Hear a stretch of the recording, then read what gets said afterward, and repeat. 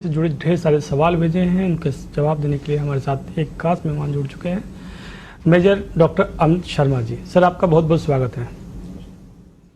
आप आयुर्वेद के विशेषज्ञ हैं, साथ में आप इंडियन टेरिटरी आर्मी में भी कंसल्टेंट आयुर्वेद के स्पेशलिस्ट हैं और आपने इंटरनल मेडिसिन में पीएचडी की है। आपको करीब 17 वर्षों का अनुभव है और आपके कई रिसर्च पेपर राष्ट्रीय और अंतर्राष्ट्रीय स्तर के जर्नल में प्रकाशित हो चुके हैं। तो इतने सारे अनुभव और साथ में आप इंडियन टेरिटोरियल आर्मी में भी हैं। तो सर, उसमें थोड़ा सा हमें बता दीजिए कि जो इंडियन आर्मी में उस तक किस तरह की सेवाएं आप देते हैं उसमें। हेमंत जी, टेरिटोरियल आर्मी में तो मैं एक नॉर्मल एक आर्मी ऑफिसर हूँ। मतलब जो एक नॉर्मल आर्मी ऑफिसर का रूटीन होता है वैसे ही होता है। हालांकि आप पेशे से चूंकि डॉक्टर हैं तो वहाँ भी डॉक्टरी सलाह तो चलती रहती है, लेकिन my prime profession there is for the country. और जो एक रूटीन नॉर्मल एक सोल्जर का होता है वही हमारा रूटीन है। बिल्कुल। तो बढ़ते हैं, जो दर्शकों ने सवाल भेजे हैं उनकी तरफ। जो पहले दर्शक हैं, इनका कहना है कि क्या आयुर्वेद से हृदय शक्ति बढ़ाने में के लिए कोई उपाय, दवा या आहार क्रिया है, तो उसे बताएं। जी देखिए हेमंत जी, बिल्कुल ये एक अच्छा आजकल एक ज्वलंत मुद्दा भी है कि सडन जो कार्डियक अटैक्स इतने आने लग गए हैं। साइलेंट एमआई हर दिन हर वर्ग में रादर बहुत ज्यादा कॉमन हो गई है, काफी बढ़ गया है। बहुत ज्यादा ये इसके प्रचलन इंसिडेंसेस बहुत ज्यादा हो गए हैं। तो यहाँ पे तो एक बहुत बड़ा स्कोप है आयुर्वेद की प्रिवेंटिव कार्डियोलॉजी में, जो हम बात भी करते हैं जी।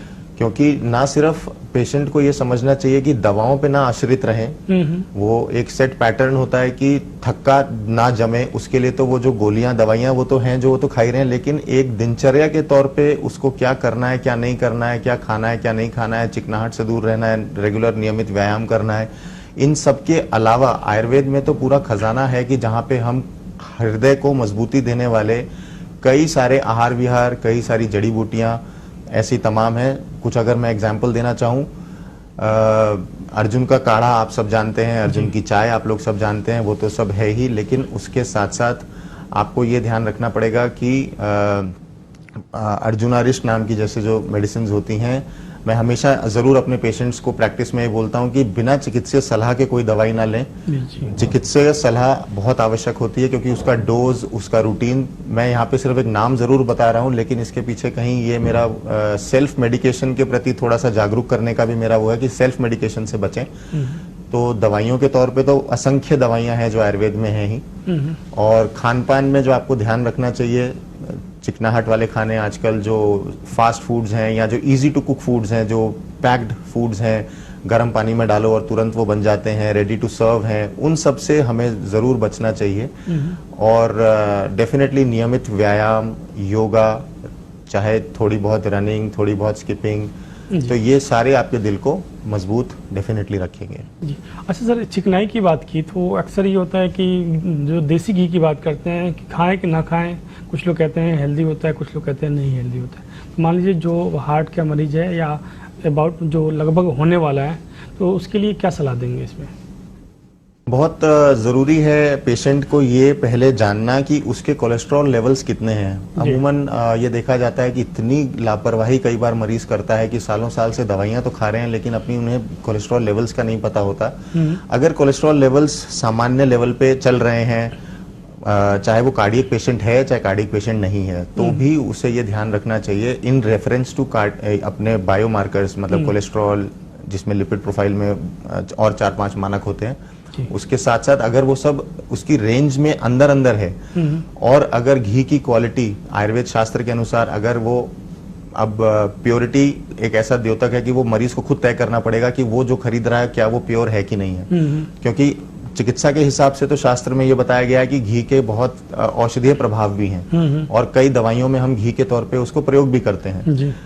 तो अगर पहले से कोलेस्ट्रॉल ज्यादा है तो इनफैक्ट कई ऐसी स्टडीज हमने खुद ने करी भी थी जब हम मेरा क्योंकि स्पेशलाइजेशन सुपर स्पेशलाइजेशन के दरमियान 6 साल का जो मेरा अपना निजी जो तजुर्बा रहा प्रिवेंटिव कार्डियोलॉजी में, कि घृतपान जब हम कराते थे तब तो कई सारे केसेस में डॉक्यूमेंटेड स्टडीज हैं कि कोलेस्ट्रॉल कम होता है, प्रोवाइडेड घी सही तरीके से बना हुआ हो, सही दवाइयों के साथ बना हुआ हो। ये वो घी नहीं मैं बात कर रहा जो हलवाई के यहाँ मिलता होगा या जो दुकानों पे मिलता होगा, ये औषधियों से सिद्ध किया हुआ घी होता है। जो भी हम जब बात करते हैं, जैसे आपने सवाल पूछा कि घी खाना चाहिए कि नहीं खाना चाहिए, तो औषधि वाला घी बिल्कुल अलग होता है और जो हलवाई के यहाँ घी मिल रहा है वो बिल्कुल अलग होता है। तो ये भी एक स्पष्ट समझे जाने वाली बात है। जी बिल्कुल। तो बढ़ते हैं अगले सवाल की तरफ। स्मृति है, इनका कहना है कि पीसीओडी की समस्या से ग्रसित हूँ, आयुर्वेद में इसका क्या इलाज है? ये भी आजकल एक ऐसी बीमारी हो गई है जो लगभग युवा वर्ग में काफी ज्यादा पाई जाने लगी है, जिसका मूल कारण अगर आप देखें तो फिर वही अनियमित जीवन शैली है, खान पान बहुत इरेटिक हो गया है, फास्ट फूड की तरफ चलन ज्यादा हो गया है, और जो ग्रंथियां बन जाती हैं ओवरीज में वो भी एक तरीके का मास डिपोजिशन ही है। और उसकी मूल वजह वही कि सीडेंटरी लाइफ हैबिट्स हैं, ऑफिस में बैठे हैं, घर से उठे, खाना खाया, नाश्ता किया, ऑफिस में जाके बैठ गए, फिर लंच किया, फिर ऑफिस में बैठ गए, दोपहर शाम में घर पहुंचे, फिर चाय नाश्ता किया, फिर बैठ गए।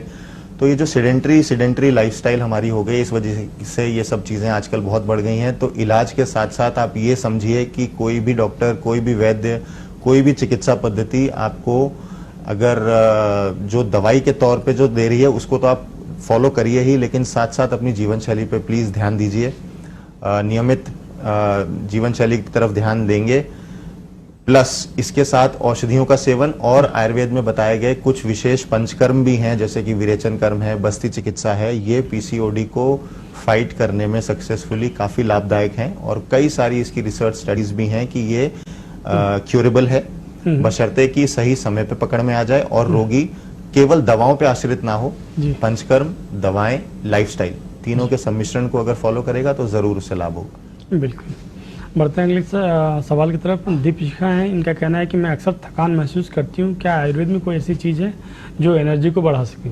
जी, आजकल इस तरह के भी लोग काफी आते हैं कि जब वो हम उनसे पूछते हैं कि आप क्या खान पान करते हैं, तो एक कोरोना के बाद सब लोग हेल्थ के प्रति बड़े सजग हो गए हैं, बहुत अच्छा खाना खाने लगे हैं, बहुत अच्छा अपने आप को, लाइफस्टाइल को भी मेंटेन करने लगे हैं, जो एक अच्छा बदलाव है। लेकिन वो एक चीज अभी भी मिस कर रहे हैं। जो भी इस तरह के लोग जो बहुत अच्छा खाना खा रहे हैं, मैं उनसे एक उदाहरण भी देता हूँ अपनी प्रैक्टिस में कि भले आप काजू खा रहे हो, बादाम खा रहे हो, घी खा रहे हो, लड्डू खा रहे हो, गोंद के लड्डू या जो भी, लेकिन अगर बॉडी में उसको पाचन तंत्र की शक्ति ही वीक है आपकी और वो उसकी बायो अवेलेबिलिटी ही नहीं मिल पा रही शरीर को पूरा, तो वहां तक आपको ये ध्यान देने की बात है कि जो भोजन आप खा रहे हैं उसका आपको पूरा अंश तो मिल ही नहीं रहा है। तो शरीर में बायो एफिकेसी को बढ़ाने के लिए, जैसे आप अपनी गाड़ियों को सर्विसिंग पे डालते हैं ना, इलेक्ट्रॉनिक गैजेट्स को हम डीक्लटर करते हैं, कभी डीफ्रैगमेंट करते हैं, उसमें एंटीवायरस डाल के रखते हैं, सेम यही प्रोसीजर्स पंचकर्म करवाता है।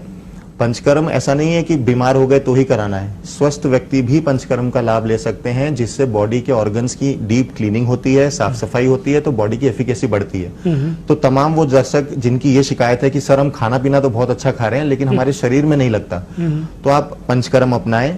आपको डेफिनेटली जब डीप क्लीनिंग हो जाएगी, टिश्यूज सारे साफ सुथरे हो जाएंगे, ऑर्गन्स हल्के हो जाएंगे, तो आपका एफिकेसी बढ़ेगी। जो खाना खाएंगे वो आपके शरीर में लगेगा भी और आपको जीने का मजा भी आएगा।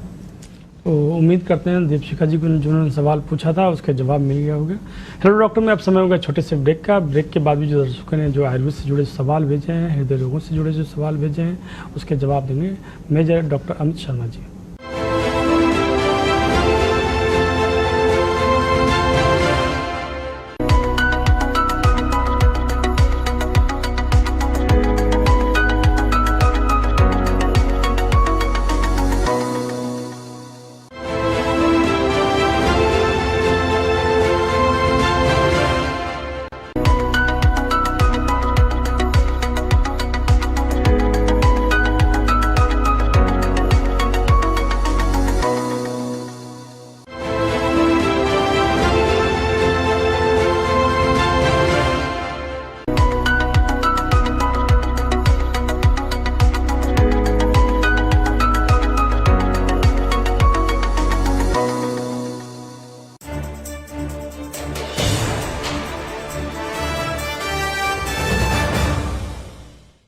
ब्रेक के बाद आप सभी का एक बार फिर से स्वागत है। हेलो डॉक्टर के सवाल जवाब स्पेशल शो में हम लोग बात कर रहे थे आयुर्वेद से जुड़े जो सवाल दर्शकों ने भेजे हैं, उनके जवाब दे रहे हैं मेजर डॉक्टर अमित शर्मा जी। आप आयुर्वेद विशेषज्ञ हैं और भारतीय सेना से जुड़े हुए भी हैं। आपको करीब 70 वर्षों से अधिक का अनुभव है।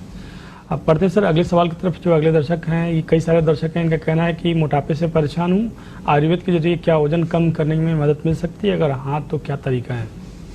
जी बिल्कुल, अभी हमने बहुत चर्चा करी लाइफस्टाइल डिसऑर्डर्स और जीवन शैली वाला, वो एक पार्ट तो बिल्कुल वहां से वो सेम ही एडवाइस मेरी ऐसे पेशेंट्स को रहती है। लेकिन इसके अलावा आयुर्वेद एक बहुत स्ट्रांग सिद्धांत बोलता है, आहार, निद्रा और ब्रह्मचर्य, ये एक तरीके का इक्विलैटरल ट्रायंगल है। आहार, निद्रा और ब्रह्मचर्य अगर हमने संतुलित कर लिया तो ये मोटापा या मोटापे से ज्यादा जो भी जुड़ी हुई बीमारियां हैं आप उस पर अच्छे से विजय पा सकते हैं। क्योंकि आजकल हम एक ऐसी दौड़ में भाग रहे हैं जहां पे हम सोना कम कर दिया है, खाना पीना थोड़ा उल्टा पुल्टा हो गया है, तो आहार हमारा बिगड़ गया, निद्रा हमारी बिगड़ गई, और ब्रह्मचर्य मतलब मेंटल थॉट्स, ईर्ष्या, द्वेष, काम, क्रोध, लोभ, मोह, इसमें हम लोग ज्यादा बढ़ गए हैं। तो ये तीनों ही चीजें हमारी इतनी डिस्टॉर्टेड हो गई हैं और उस वजह से हमारी जो पाचन शक्ति है क्योंकि वो बिगड़ जाती है। और ये एक समझने की बात है कि अगर इतना कोई आसान चीज होती कि कोई गोली, काढ़ा, दवाई पी, मतलब कोई ऐसा तिलिस्म होता कि हम ये पिला दें और कोई व्यक्ति पतला हो जाएगा, तो शायद इस धरती पे कोई मोटा रहता ही नहीं। तो ये समझिए कि इसके अलावा एक सिद्धांत जो आयुर्वेद ने दिया ना,